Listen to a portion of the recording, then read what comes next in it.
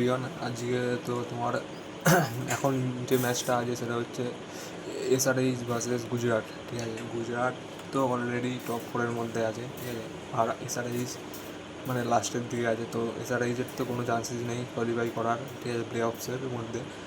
আর main কথা হচ্ছে যে গুজরাটের যে মানে আগের ম্যাচটা হারলো খুবই খারাপভাবে, শুধু মানে একটা 14 বছরের ছেলে পুরো মানে গুজরাটের এত ভালো বোলিং লাইন আপকে ডমিনেটিং করে মানে হারায়, সেটা মানে খুবই মানে বড় ব্যাপার। আর গুজরাটের আগের ম্যাচটা হারার ফলে, ঠিক আছে, রান রেটের বহুত ডাউন হয়েছে, ঠিক আছে, 15 ওভারেই 210 রান চেস করে দেয় রাজস্থান রয়্যালস, ঠিক আছে।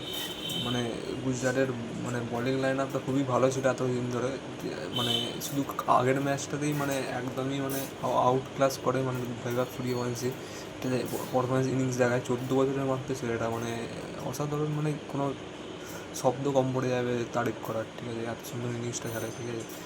সব রেকর্ড তো মানে বলাই জানা আছে, ঠিক আছে, আর কিছু নতুন করে বলার দরকার নেই কাউকে।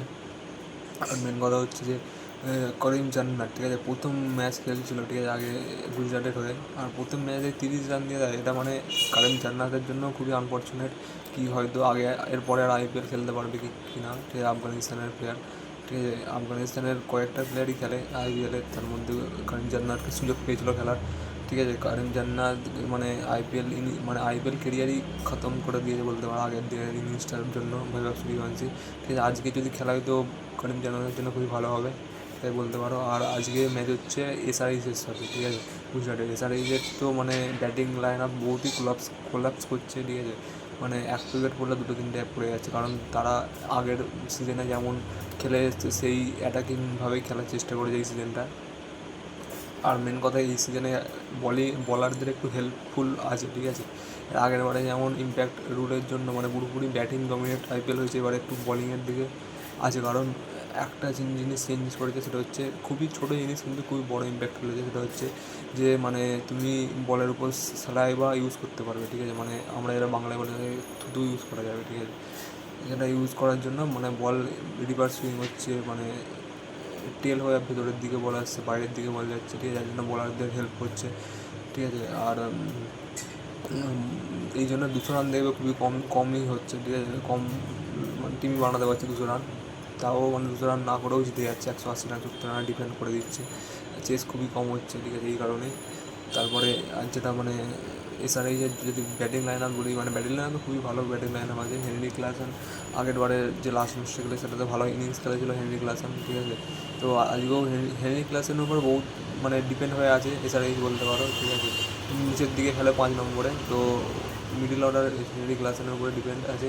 আর আমি আর একটা জিনিস দেখবো, যেটা হচ্ছে ঈশান কিষান তো ফার্স্ট ম্যাচের পরে একদমই আউট অফ আছে, এই ম্যাচটা খেলবে কি যায় না, ঠিক আছে। ঈশান কিষান যদি খেলে তো আশা করবো রান বানাক, ঈশান কিষানের জন্য ভালো হবে সেটা, ঠিক আছে। আর অভিষেক শর্মার ব্যাটিং দেখার জন্য আমি এক্সাইটেড, মানে অভিষেক শর্মা যদি ভালো ইনিংস খেলে দেখতেও ভালো লাগে, যে শটগুলো মারে, ঠিক আছে, যেমন 240 রান চেস করে যায় অভিষেক শর্মার ইনিংসের জন্য, ঠিক আছে। তারপরে পাঞ্জাবের বিরুদ্ধেই মনে হয়, আই থিঙ্ক, ঠিক আছে। তারপরে আর একটা কথা হচ্ছে যে অনিকেত বর্মা আছে, ঠিক আছে, অনিকেত বর্মাকে একটু উপরের দিকে নিয়ে আসো, 3 নম্বর 4 নম্বরে খেলানো দরকার আছে অনিকেত বর্মা, ঠিক আছে, খুবই ভালো ব্যাটার, ঠিক আছে, ওকে একটু সুযোগ দিলে স্পিনারদের ভালো খেলে, মিডিল ওভারে যদি নিয়ে আসতে পারে 6-7 ওভার মানে পরে যদি অনিকেত বর্মা নামে, ঠিক আছে, খুবই ভালো হয় টিমের জন্য, কারণ অনিকেত বর্মার কাছে স্পিন খেলার মানে একটা অসাধারণ অ্যাবিলিটি আছে বলতে পারো, মানে টপ লেভেলের স্পিন খেলে, ঠিক আছে। ইন্ডিয়ার খুব কম মানে ব্যাটারই এরকম স্পিন খেলতে পারে, এরকমভাবে ডমিনেট করে 6 মারে, ঠিক আছে। অনিকেত বর্মার কাছে সেই পাওয়ারটা আছে, ঠিক আছে। তাকে আমি তো চাই নীতিশ কুমার রেড্ডির জায়গায় ওকে খেলানো দরকার, ওকে প্রমোশন করানো দরকার। নীতিশ কুমার রেড্ডির কোনো পারফরমেন্সই নেই এই সিজনে, ঠিক আছে, ধরা বলে ড্রপও করে দাও, ঠিক আছে, কোনো বড় ব্যাপার নয়। যদি এসআরএইচ জিততে যায় তো নীতিশ কুমার রেড্ডিকে বাদ দাও, ঈশান কিষানকে বাদ দিয়ে নতুন ছেলেদের সুযোগ দেওয়া দরকার, ঠিক আছে, আমি চাইবো, কারণ পরের সিজনের জন্য রেডি করা দরকার কয়েকটা প্লেয়ারকে। নীতিশ কুমার রেড্ডিকে এতগুলো সুযোগ দেওয়া হলো, একটা ম্যাচে তো কোনো 50 নেই, 40 নেই, 30 নেই, কোনো ম্যাচ উইনিং ইনিংস খেলে না, 9টা 10টা ম্যাচ হয়ে যাওয়ার পরেও। আমি তো চাই না যে নীতিশ কুমার রেড্ডি আজকের ম্যাচটা খেলুক, ঠিক আছে, না বলিং করে না ব্যাটিং করতে পারছে ঠিকঠাক। আর যে ব্যাটিংটা করে নীতিশ কুমার রেড্ডি, সেই ব্যাটিংটা মানে ফর্ম দেখাতে পারছে না, ঠিক আছে। পুরো technical correct batsman Nitish Kumar Reddy, but আইপিএলে যেরকমভাবে এবারে ভালো খেলতে পারছে না, ঠিক আছে।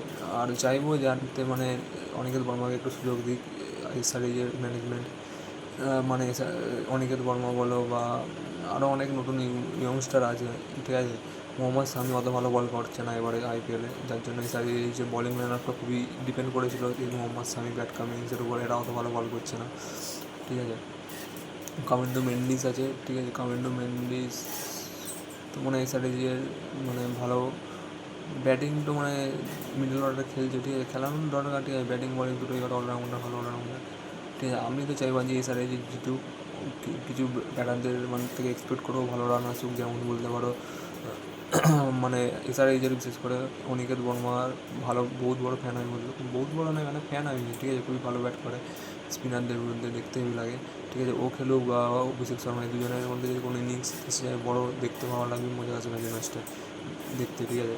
তো আমি চাই স্যার এইচকে সাপোর্ট করবে, এই স্যার এইচ জিতুক, ঠিক আছে। আজকের জন্য এইটুকুই।